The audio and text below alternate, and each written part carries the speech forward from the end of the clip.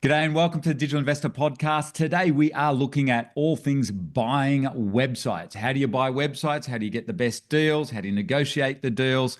And what are the sort of criteria that you should look at? And we are joined by none other than Joe Burrell, one of our own graduates here at the eBusiness Institute. But more importantly, Joe is one of the top-rated brokers on the Flipper platform. He's done over $6 million worth in website sales. And he started out buying and selling websites once he quit his job all those years ago. So, Joe, welcome aboard today. Thank you so much, Matt. It's great to be here.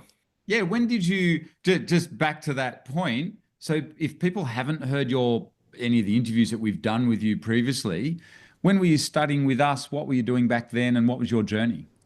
Yeah, so when I met you, I was working for the government in Department of Transport and just unsure what I wanted to do. I had some background in tech before doing in previous job. Came across you and Liz and resonated strongly with me. That was back in 2012. Yep. Graduated in 2013 and started buying and selling businesses for myself and for a few JV partners. And then in around 2019, 2018, I pivoted to be a broker. And so now that's pretty much what I do. So you see lots and lots of deals, Mhm. and like we're speaking about today. Now, I know we've recorded another one. If you're looking at selling your website, I'd highly recommend you go and listen to that interview that we did with Joe and his partner, Nat. But today, Joe, we want to look at buying websites, what you're seeing as a broker after when you think back over your career, not only for yourself buying and selling websites, but in particular, what I'm interested in as a broker now, you're privy to a lot of deals. And more importantly, if you're listening to this, think about this. Joe is privy to dealing with a lot of buyers. So, Joe, on each deal, how many buyers are you typically working with on a website sale? On the sell side, Yeah, yeah. Like if you're yeah. selling a website, how many buyers will you be dealing with? So we typically see upwards of 100 to, well, it depends on how long the business has been for sale. Uh, Yeah. but I mean, yeah, we're talking to literally hundreds of buyers per business across all of them, literally thousands. So we have loads of a very large and engaged email list as well that we reach out to, and obviously authority in the space. People come to us looking for businesses to buy and things like this. So the question is, Joe, for someone listening to this, okay, there's 100 people bidding for these websites. How do I be the one, and how do I make sure I get a good deal? Because I will come out and say, and then we'll kind of cover off on this throughout this podcast. Just because there's 100 buyers on a website being sold doesn't mean it's not negotiable. And things are a lot more negotiable today. And that's part of the reason why, Joe, I've asked you to come in today and talk to us about, okay, how do we buy a website? So keep that in mind if you're listening to this, that everything is negotiable, and it is a lot more negotiable now, which is the good news. So we'll find out some tips around what sort of deal structures can we set up. But starting top level stuff, Joe, Mhm. someone's listening to this, they want to get into buying websites. Where where's a good starting point, especially once they start to get serious? Okay, so the most common mistake that we see buyers make is they don't clearly define what it is that they're looking for. Okay, so if you just go on a public marketplace, you will be faced with literally thousands of deals.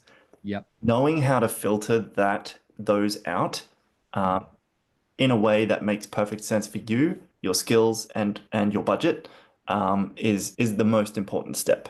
So what we call it is either buying criteria or your buy box. Have a clear checklist of what you need or want the business to have. So whether that's traffic, profit, niche, things like industry, business model, those sorts of things are exceptionally important to nail down first. A lot of buyers will also have some other businesses that they want to either grow or they work together. Yep. So think about what that would look like and what you're going to do. What's your skill set once you take over the business? Some buyers have got strategies, that they plan to do for specific businesses once they buy it, like So there's loads of things. So every buyer is different, you know. So one buy box is going to be completely useless for the next. So that's one of the first things that on the buy side, our buy side clients that we talk to, that's our first step. Like, what are you looking for and why? Yep. Get clear, set goals. And if you don't know what that is, educate yourself. Plug for eBusiness Institute. At least do our free masterclass. So you've got an idea of the sorts of sites that you might want to be buying. And presumably, Joe, that includes obvious things like you mentioned niche stuff, but also budget. What are you willing to do? Have you got do you check out, I guess, on the bigger deals as a broker? Are you kind of checking out do people have the funds actually available and stuff like that as well? Yes, yeah. So if it's a bigger deal, or on the buy side, if they're a buy side client, we make sure that they've got the funds and that they plan to that they have a clear plan. But it helps as a seller to know how the buyer is going to be funding the Yep. deal ahead of time, because occasionally they don't understand that an SBA loan, for example, that only works in the US. Both buyer and seller need to be in the US, and there's other restrictive factors around that. So, you know, stuff like that is a pretty important early question. Yep. So be prepared and know what you're looking for. So if you're at so once you move beyond that stage, you know what you're looking for out there. How can we, as a buyer, how can we maximize our results? What's the next kind of thing that you would suggest? So once you've got your criteria all sorted and you know what you're looking for, my recommendation would be to start on the public marketplaces like Flipper.com, like Empire Flippers, like Acquire.com, where there are a lot of businesses, and you can use most of them will have pretty good filtering options, so you can more or less get most of the filters out of the way, so you're only faced with businesses that are interesting to you or more likely to be interesting to you, and go through those as your first step. I wouldn't recommend doing cold outreach to businesses or websites that are off public marketplaces if you're new at it, for Yeah. a few different reasons. The first being that if just some person, like, chances are you don't have that much experience, right? You know, say John Smith goes and reaches out to a website. It's like, who is this person? Are they going to respond? Having someone who has a bit more authority, like a broker, to basically reach out to those people can go a long way. That's something that we've started offering as a buy side service on our buy side as well. Oh yeah. Yep. Okay. Yep. So and you can save people time from hunting around for what they're looking for as well. Correct. Yes. Yeah. So I wouldn't recommend starting there. That's basically the point. Like, Yeah. don't So don't, get don't reach out to if you find a website that matches your criteria that's not on public marketplace. Chances are they're not gonna like the. You have to reach out to a lot in order to get some traction there. yeah. It does. It is a strategy we teach, especially once you know what you're doing. As you know, we were big on that because that's where we started with online businesses because we started buying online businesses before the marketplaces even existed. So we Yes. had to cold outreach, and that's how we used to buy and sell bricks and mortar business as well. So it's in Liz and my DNA. We are not beginners at that when we were doing that, and we still do it to this day. But it is an interesting point from you, and that's why I got you here. Like from my point of view, I wouldn't hesitate to cold outreach businesses that I'm interested in. And it's interesting that you as a broker see that it's far better to go through an intermediary, which makes a lot of sense to me. But I think a really good take home point there, exactly what we suggest as well, is get on all these different platforms and start seeing, because if Yeah. you're listening to this, there is literally any day of the week, there is thousands of businesses out there for sale, online businesses for sale across all the platforms. So you do need to be on them all once you get serious and looking at, we call it, Joe, remember in the old days, getting in the deal flow. You've got to, the more deals you look at, the more that kind of like, almost like law of attraction, you get the good stuff start coming to you. Once you put in energy in, you start to find the good deals. And we see Mhm. that repeated all the time. We've got clients that are buying absolutely amazing websites that no one else even saw, and they're on That is it. platforms. Exactly. Yeah, yeah. Happens all the time. And there's a lot of obscure platforms as well that we Yeah. know connected with that most people aren't looking, you know? Yep. So, yeah. They're not even aware. So you go. So if you're listening to this, get into what we call the deal flow, because then you'll realize A, there's wealth and abundance out there of these deals, but B, it's like magic. More and more just start coming across your desk, so to speak. But so getting So going beyond that, though, we say you find something, or we want to start now really, we've narrowed it down. We're starting to talk to some of these sellers and things. What are the tips there? What's working? What doesn't work? What annoys sellers? You know, what's some inside stuff that you've seen as brokers? Once you get to the pointy end of the stick here. Okay, so there's a few things. I think one common thing, like you want to build rapport. You're dealing with another person on the other end. So building up a relationship with them, I think, is the first most obvious thing to start with. You have to after this is obviously after you've defined and figured out, okay, this is a business I'm interested in. I want to know more. Who's the seller um, and try and get involved with them. Something that you should avoid is this is more for an experienced buyer. They will often have like a due diligence questionnaire or Yep. that they send to a seller. That's just a bunch of questions. Um, Yep. I would advise strongly against using things like that. It needs to be a lot more personal. If you're just sending questionnaires to any business that you're maybe interested in and getting the seller to do a bunch of work for you without showing that you're properly interested, you're going to waste their time and piss them off. So Yep. try and avoid doing that. Go through, because I mean, we get that on the sell side quite often, and most of the questions are already answered in Yeah. the information that we've given. So You know, go through the information and customize your questionnaire for the business that you're asking the questions for. Um, and Joe, I'm going to jump in there. If you're listening to this, learn how to do due diligence, and a plug for us. Go and at least watch our free masterclass on that, or do our course. Our course is very in depth on that, as you know, Joe, and you know very well our due diligence checklist. So do not email. I never thought of that. I didn't think people might just email that to sellers. That is not a smart move. That's a really good point, Joe. Yeah, we just take it for granted because it's internalized for us.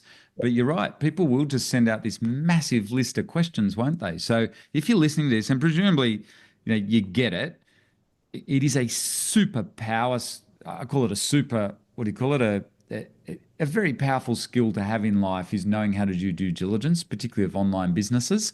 And and I really like your idea, like you said, make sure you pretty much do all the due diligence yourself first, because it does annoy sellers as well, getting a big list of questions, and it doesn't help you either. It just means you're being lazy. mhm. Yeah, Because it's your money. If you're listening to this, you owe it to yourself to know how to do due diligence, and you've got to put the reps into that, learn the time. Now, I'm presuming at this point, though, you are, you know the basics of how to do website due diligence, and yeah, that's what I want to get out of you now, Joe. Once we're beyond that bit, how do we yeah. get the best deals out of? We want to beat the 99 other buyers that are on this thing, right? I don't want them getting this thing, but also I want to negotiate a red hot deal too. I want to negotiate vendor Exactly. finance or something. So how can Matt do that? Okay. So valuations is a big topic, and it varies significantly from business to business, business model to business I model. don't want to talk Um, valuation, like you so said, because that is a big topic. I'm talking about how do I get the best deal with the yeah. person. So you started by saying, like, I guess interpersonal stuff is kind of key, developing rapport with the seller. Okay, so an example of something that you can do to help with that is getting on a call with them early. Yep. So, I feel Early. like, if you're willing to spend half an hour to an hour talking to somebody, you're showing that you've got some serious interest in the business that they have to Yep. say. Yep. So that's a good place to do that. You can ask some more generic questions and things like this. Get to know them. Make sure your video's on and things like that too. Yep. That's important because you can see that you're actually dealing with a person. It breaks it down a lot of walls. Um, It does. Usually will allow the seller to be a lot more open with the information. You Yep. sometimes have sellers that try and keep a lot of that information to themselves. They want to know that you're a serious buyer before they're going to give you that info. So getting on a call, I think, is a good next step. Um, Let's clarify to a Zoom call, like where you can see, yeah. because also you can, Jay, you can read we used to love doing this. We used to do it on Skype, Mm, and these days, of course, it's on Zoom, but you can see the body language as well. mm, And and I do want to reiterate what Joe's saying. We always found that as well. It definitely breaks down barriers. Not every buyer will jump onto Zoom and have an open chat with someone. So it's a really good point. Mhm. And so you've seen that work well. Do it a little bit earlier than most. Um, you have to know that do it. I would suggest doing some due diligence first. So you've got at Oh least yeah. a custom set of questions that you want to ask. If not via message, then on the call, so that you can go through. You've got some topics to go through on the call. It's a good way to do it. Perfect. And do you say there's a broker involved? How does it work? Do you jump on as well? Mhm. Say you're a broker, right? Yep. Do you let the me as the buyer just deal directly at that point, or is it a three-way Zoom call? So typically, I like to have a call with the buyer before we have a call with the seller as well, just to make Yep. sure that they're aligned and then they've got the funds and that they're clearly serious and things like this. So that's something that I do on the sales side, and Mm, uh, uh, when we are beginning to involve the seller, yes, I'm at the very least on the first call, so that I can make the great. introduction. I know both of them. It's like, okay, I can make the connection. I'll try and do. I'm always trying to do. But time zones are sometimes an issue depending on where the buyer and seller are. But Mm. uh, moving forward after that, depending on the situation, then yeah, we can just typically have more calls. Okay. So do you recommend to someone listening to this that they do have the broker? Does it work better for the buyer to have the broker there? I know for the seller it's a good Yeah. thing, but what's your thoughts? Like honestly, like is Common it? misconception, I think, is that the broker is actually on both sides. Yeah, I We agree. if the seller is being, unreasonable or being Mm, abrasive, we're going to tell the seller to knock it off. yep. Okay. And we're on the side of making the deal work Yep. for both parties. So if a buyer has a problem or a concern and we can solve it within the deal structure, that's where I'm thinking. It's like, okay, how can we solve your problems in order to make this deal work for you? Um, on the So in button. that case, I think all things being equal, it's actually good to have the broker, if you're listening to this, on particularly the initial call, the broker should be there. I think the broker can actually help smooth over a lot of things as well between both parties, because both parties are probably a bit nervous, even if they won't say it, especially the seller. So I reckon it could be a good, because you just heard it from Joe, that brokers aren't just there to represent the seller. They're there to make the deal go through. And I think it's good to have that third party intermediary. We always do. It works for us, particularly on bigger deals. I've always had the broker there and normally because we're in different time zones, like you said, it's a three-way Zoom call. Um, and the brokers are good at reminding the seller, hey, can you show Matt your Mediavine account? Can you show it from like in the month of May because that was a particularly good month? Can you just talk him through that so you can, as the broker, it can work well to get good info out of the seller that the seller might have otherwise forgotten. So as a buyer, you need um, that there, I reckon. And now, when getting a little bit deeper, because I know there's an area of misconception, particularly for beginners, and if you're new to this, and I think there's some really powerful tips you can give here, Joe, is we're at the pointy end of the stick. We want to buy this thing. We like the Mhm. due diligence. Again, due diligence is a whole nother topic, as is valuation. But just say we're ready to buy this. What happens then? What's the next moves? And how, Joe, from a buyer's point of view, how do I block the 99 other sellers? Buyers. Okay, so the next obvious step is once you've done as much due diligence as you can, you've determined a price and how much you're prepared to pay for it. Typically, what happens is a letter of intent to purchase the business, which is Yep. an LOI, it's a common term for it. Can you Uh, explain why a letter of intent or an LOI? It's an industry term if you're new to this. It's a really important concept to get, guys. So if you're listening, what's a letter of intent? It shows you're serious. It shows that you are willing, that it basically defines the offer that you're willing to make to purchase the business. It is non-binding and it will usually also have a period of time to complete your due diligence. Okay. A lot of the time is exclusive. It doesn't have to be, but if as the buyer, you kind of do want it to be exclusive, especially if you're serious about buying the business. So this is how I can block those 99 other Correct. buyers. Yeah. So And will you help me? So I'm just thinking of someone listening to this, if they're new and a bit nervous about this, it all sounds very legal. We don't need lawyers. We don't need to involve lawyers to draw those up. Do you do it as a broker? Is it, it's a simple, like So talking? most platforms have this already inbuilt. So Acquire.com and Flipper, they both have LOI. You can submit it through. You just use the one that they have. Totally fine. Like I said, they're not binding. So the offer that you make there is kind of like your word. Like I'm offering you this. Let's finish our due diligence, vet the numbers, have a couple more calls, make sure everything lines up and it is what we are expecting to buy. And then at the end or after you've finished your due diligence, however long it takes, the intent is to move through to a sales agreement or asset purchase agreement that makes it binding. So that's how LOIs work. We do see a lot of buyers make the mistake of not doing that due diligence first and just sending through asking price and then expecting that LOI period to be their due diligence period without having to do anything. Don't do that because that's potentially going to waste both your and the seller's time because I you think gotta, that's a super important point, isn't it, Joe? That's a really frustrating thing for you brokers and for sellers, I would imagine. yes, very much so. Very much so. So, yeah, I mean, the goal is to not waste anyone's time, right? So have a look at the information that is made public, go through that, make sure that it is serious. I would suggest having a call with the buyer, with Yeah, the so seller. coming back to that point, the importance of it's not just to build rapport and Yeah. make sure you're the preferred buyer. It's there's also a smart due diligence reason why, and it saves time, and it's kind of a precursor to throwing out or to sending out your LOI. Correct. That's So right. that okay, so we we put in our actual offer, which is the LOI. What happens then? So like usually that's when the detailed due diligence begins. You start vetting the numbers, you do your due diligence there. Assuming then that everything is okay.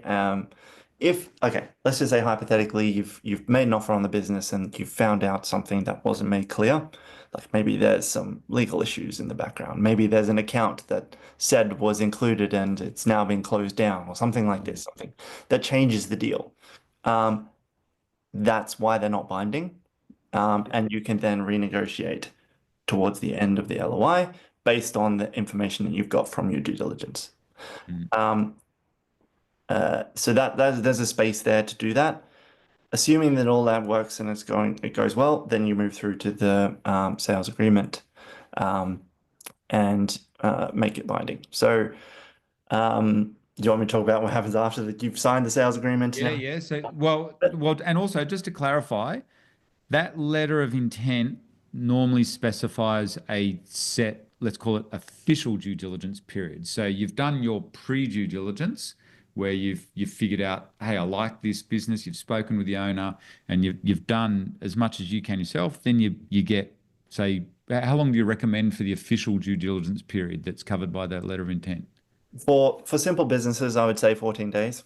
If it's a Yep. more complex business that has lots of moving parts, or there's a team, or it's a larger business, then 30 days is usually 30 enough. days. Yep, that's about right. All right, cool. That's perfect. So that's nice and easy. So then it all passes that. What happens then? Um, so once you've agreed on terms, price, you and the sales agreement is signed, you then have to use, and I would strongly recommend using an escrow service. We haven't done a deal basically ever since doing that Yeah. doesn't involve an escrow service. So what escrow does is as the buyer, you will send the money to the escrow service. They will hold the money while everything gets transferred over to you from the seller to the buyer. Um, and once everything is fully transferred, you mark the assets as transferred and complete. That will then trigger an inspection period. Now, the inspection period is a little bit different. It's not a due diligence period. It's just to make sure that, okay, have I got everything? Is everything here? It's usually about 7 days. Yep. and it's basically also another way to properly, you'll see the money coming in, right? So you'll have, the advertising accounts transferred, you'll have the affiliate accounts, or you should be receiving the money in.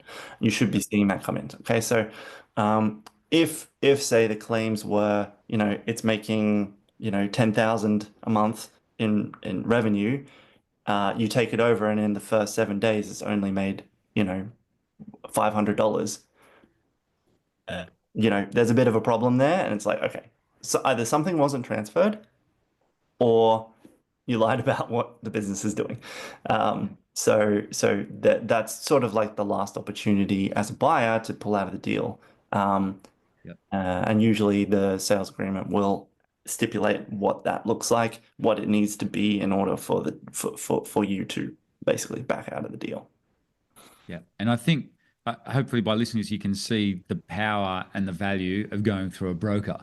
That if you're new to this, particularly if you're new and you're looking at buying some bigger sites, it's always worth, I think, going through brokers to learn how it works. Now, the good news is it's not that difficult. This is way easier, Joe, than bricks and mortar world. Mhm. This is quite straightforward. And Joe, as you know, this is why our bit of advice to especially beginners is start out small. Just practice on a small website under 5 grand or under 10 grand. So you just get a And feel stay. for so you're de-risking everything. So because there's a few moving parts here, but it's a lot of fun too. But once you've done it once, it's pretty straightforward. Yeah. Now, the other thing in terms of that brings me to another point. I'm going to say it, and then you need to back me up on this, is don't overextend yourself financially when you get into it. You just heard me say, if you're new, take it steady, buy a small site under 5 grand first to learn how to do it. And if you can't afford that, you probably shouldn't be buying bigger sites anyway. But learn how all this works. But more importantly, too, and again, Joe and I aren't giving financial advice here, but don't overextend yourself financially if you don't know what you're doing with online businesses. Learn off us or learn off someone how to run these online businesses first, because then it makes it a lot easier to do the due diligence as well. Yeah. And do you see that with the good buyers? Yeah, so I mean, most of the best buyers, they have a portfolio of businesses, Yeah. right? So, they don't just buy one. No. Um, it's pretty, unless, I mean, there are situations where it does make sense, but in most cases, you want to diversify. By buying three businesses for 20K is often better than buying one for 60. Yep. If the one for 60 falls over for some reason, then you're left completely out. It's like putting all your eggs in one basket. It's that sort of mentality. If you have three businesses and only one of them falls over, at least you then have those other two that are still going okay. So it's basic investing principles, really. And you see that isn't that interesting? You've seen that play out. Because obviously that's what we teach, a portfolio strategy. So you see that play out. You just mentioned something really interesting. Your best buyers are ones that typically have a portfolio. Yeah, yeah. Most of them are because well, I mean, most of them then will have done it before. They know what to do. They know what to Yep. expect. They know what to offer. They know it's a lot easier then because they've done it before. Yeah. Dealing with new buyers is also quite good because we can help them. It's the ones it's that middle ground where they think they know what they're doing, but they don't. Yeah. That's where we run into issues. But Joe, everyone starts out like you. You had a portfolio of websites all those years ago. You used to buy and sell websites for a living, Yeah, but you started out at ground zero, just like I did. anyone who's potentially listening to this podcast. Um, don't stress. You got to start somewhere. But what I'm saying is be smart and start small. I think because you can. You can. So you're still seeing sites sell for under 10 grand. Oh, absolutely. Yeah, Yep. yeah. So even on the sell side, we do still sell some businesses lower than that. Yep. Okay. Yeah. So presumably because one of your good clients wants to sell off a small site in their portfolio or something like that. Correct. Yeah, we make exceptions for smaller businesses. If they're a repeat client and things like that. So yeah, uh, it does happen. Yeah. Okay. Cool. So any other final tips for someone looking to buy well? What's your like when you look back over your career of this? So you've done it yourself as a full-time occupation, buying and selling your own portfolio websites, and now since what 2017, you've been a full-time broker. You're one of the top-rated brokers. When you look back over that career now, any kind of final tips you can give to someone starting out? How can they buy well or get the best deals? Um, it's a tricky question because it's very personal. Okay. I would I would suggest honestly, reach out to me and tell me your situation. Um, and I can help you put you on the right path. I'm happy to have like advisory calls with any buyer who's new to it that want a bit of extra guidance to know where to go. Um, and out of our conversation, we've covered quite a lot already, but there's Yeah. other parts in between there that's like the negotiation. We haven't talked about negotiation. How do you negotiate a deal, deal structures, and all. There's like so much. So, um, uh, I think when it comes down to it, though, if you, I would suggest just try and see what are you going to do. Okay, here's something. What are you going to do once you buy the business? Yep. Okay, do you have a plan? Once you've bought the business, what is it that you're going to do? Yep. It should be part of your buying criteria. You should have already thought about that as you're generating or creating that buying criteria that Mm. is for you. And once you buy it, okay, I'm gonna do this, this, and this. And if that doesn't work, then I'm gonna do this, this, and this. Um, and like I said, that's so personal. Like there's no rule book as to what to do. Each business would be a totally different list. So that's why I think that it is helpful to have it properly, clearly Joe, defined. I got to give us a plug here. You got to learn. That's why people do our Yeah, course to learn exactly. And that's exactly what we teach. Seriously, it's one of the big things I'm really passionate about now is because I've seen beginner buyers make this mistake. They go in too big too quick and they don't know what they're going to do with the website or they don't have the team set up for it. yeah, It's one of the things we not in our community. Everyone in our community is well educated. They know how to buy websites, they know how and they know what they're going to do with it. But it's a really good point what you've said, and it's something I can back up here as well. I want to reiterate if you exactly what Joe said. If you're going to get into this, just make sure you know what you're going to do with the website once you take it over. It's really simple. And again, that's why you start out small and learn. All of us who own portfolio websites started small somewhere, buying these little sites under 5 grand. Yeah, it's a bit painful, but it's also it can be a lot of fun as well. Buying that, remember those days, Joe, buying those small sites, it's a ball doing, well, especially when you double or triple them. That's a yeah. very exciting thing to get. Like, think of a vet who sold her little pickleball site through you for 15 grand. Pretty, Yeah. Like that's not bad. That's good. That's not a small amount of money for a lot of yeah, people, you know. If you were that's given it. 15K, that's like, oh wow, you noticed that kind of money. So, Very and I exciting. mean, it's not that difficult to build or buy and then renovate and grow those sort of businesses to that size. Well, and I was going to end there, but actually, you did bring in something that would be remiss of me not for us to discuss when we're talking about buying the best deal here. Just briefly cover some of the things that you should be thinking about negotiating to get the best deal, especially in this day and age, because I did mention that at the beginning. It is everything's a lot more negotiable now, isn't it? So what are some of the typical things if you're buying, if you're smart, what sort of things could we negotiate good in the deal? So usually a seller will be have they will have some things that they can add to the deal, Yep. whether it's extra support. So if you're new, Yeah. um, having a bit of extra support negotiated as part of the deal is a good idea. Yep. Um, is the team going to be included? Yep. Making sure that they are negotiating there. The obvious one is, of course, price. How much are you going to, offer? Typically speaking, most people will list above what they're prepared to sell for, so you can usually undercut it a little bit. Um, and So where should your offer sit? Come on, Joe, insider. Where like you say the site's listed for 100K.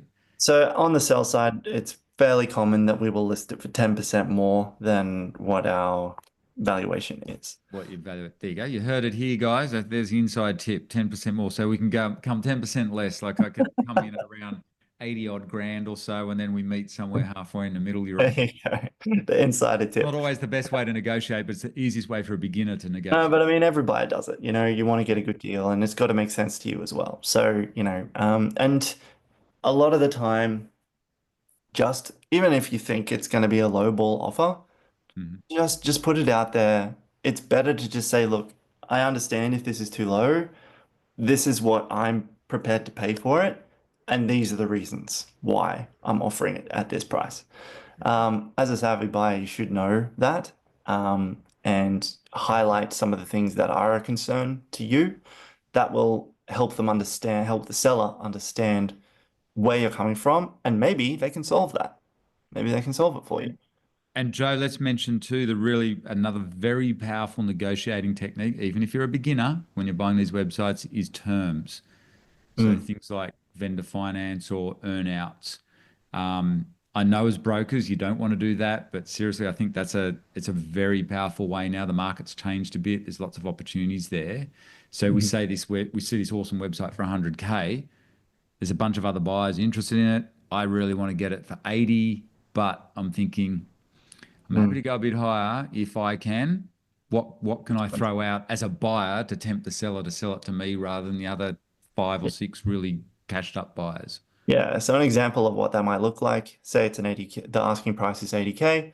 Mm, Um, you can offer some vendor financing, say for 100K up, and then that will be essentially 50K upfront, and then yeah. the rest paid off over a certain period of time.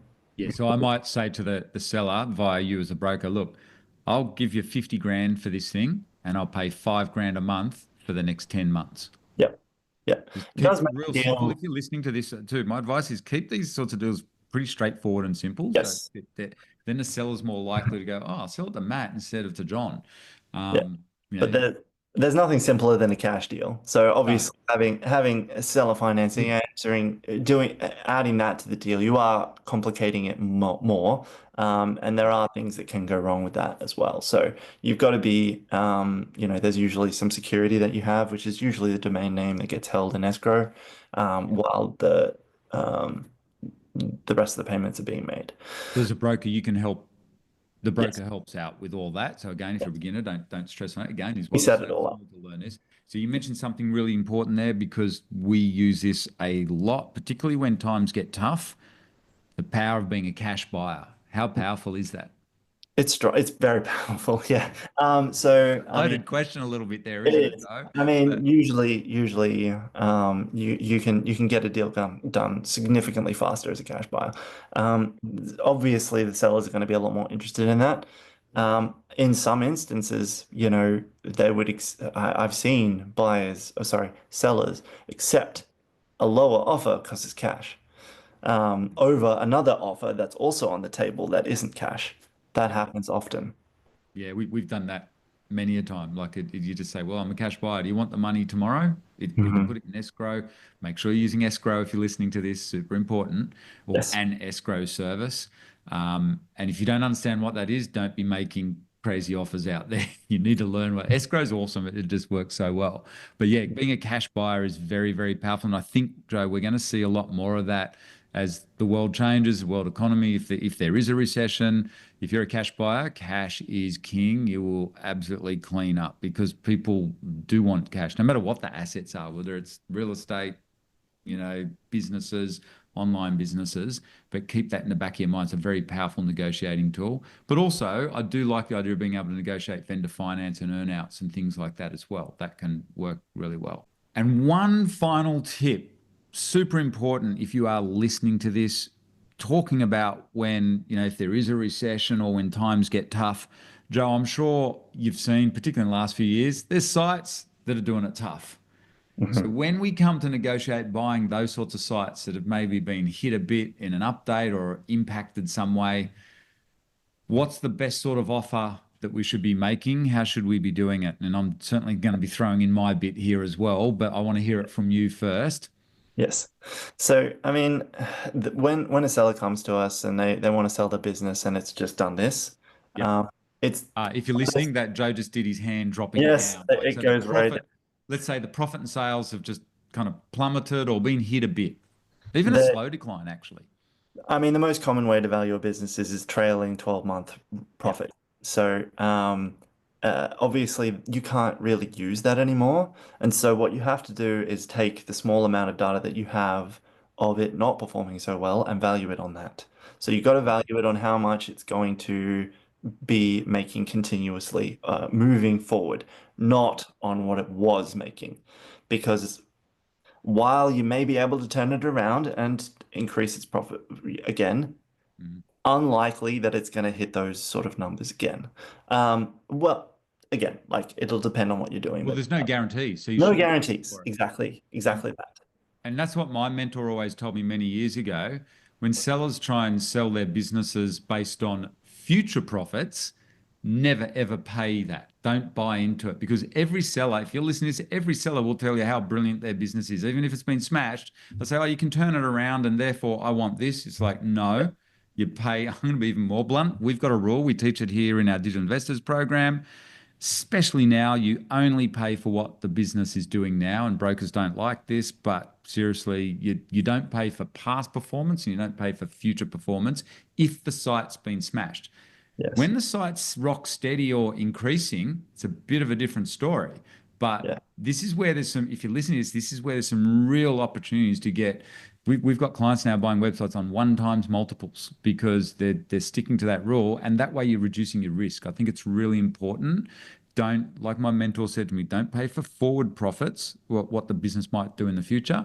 But also, similarly, don't pay for what it did in the past. Like Joe's saying, if it's been hit a bit, you need that small does it. Just look at the Yeah. last month even and go, here's my offer based on that. And then we Yeah. negotiate around that. And presumably that's what, you work with day in, day out. Exactly. Yes, we do. I mean, I think that there's always exceptions to the rule, Oh, of course. Yeah. especially when we're talking about, if you start talking about much, much bigger businesses, you have to value them differently. If it's a startup that's funneling all of its profits into growth Yeah. and things like this, sometimes like we're looking at one business right now that's making zero profit, but it's valued very high. So there are situations where it does make sense to, but in general, for fairly simple, like if we're just talking about, general content sites, which I know is what you typically Yep. teach, if it's come down, just use however much it's made since it's come down. Not what it was in the past or not what you think it will. Yep. Yeah. Perfect. That's great advice. Joe, I want to say big thank you for coming along today and sharing the inside, what you're seeing happening there as a broker and as someone who's been involved in this space for well over a decade now. And it's just fantastic. And I'm sure our listeners are saying a big thank you as well. And if you're listening to this and for some reason you haven't done our free masterclass on how to buy and sell websites, this is where Joe started with us. And so make sure you go and listen to at least our free masterclass. And like I said, make sure you're starting out small.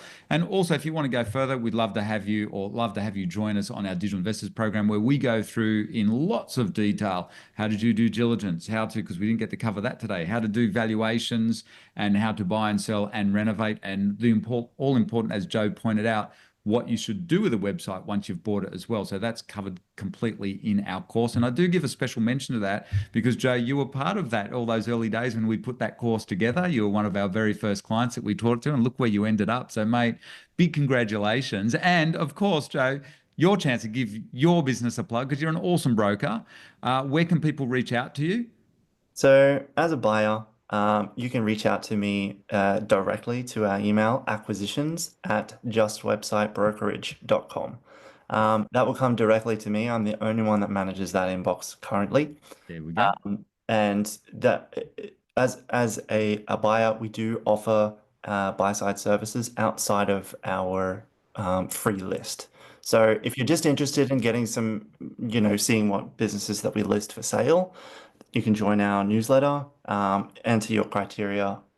Basically, it's just your business model and your budget, and then we will send you businesses that we list for sale that match that. Um, and and then if you're more serious about purchasing businesses, we have a buy side service also that is a bit more hands-on. Perfect.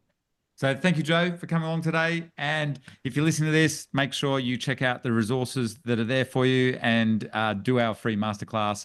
And we'll see you on the next podcast. Awesome.